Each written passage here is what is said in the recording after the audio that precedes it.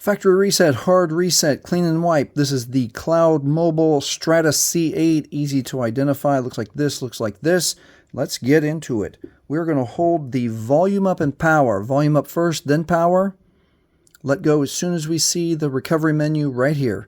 Now with volume keys, we're going to use volume up to select recovery, and then press volume down for OK.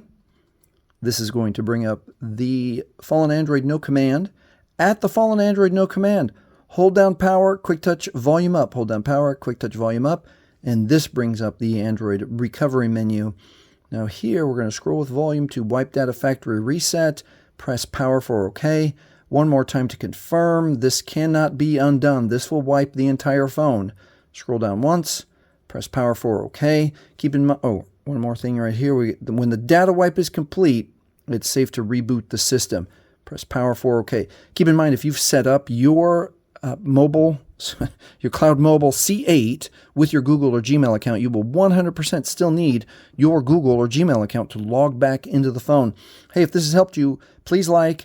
You can subscribe right here. And then if you want to find out a way, if it's possible, to reduce your cell phone bill to $15 a month, watch this video next.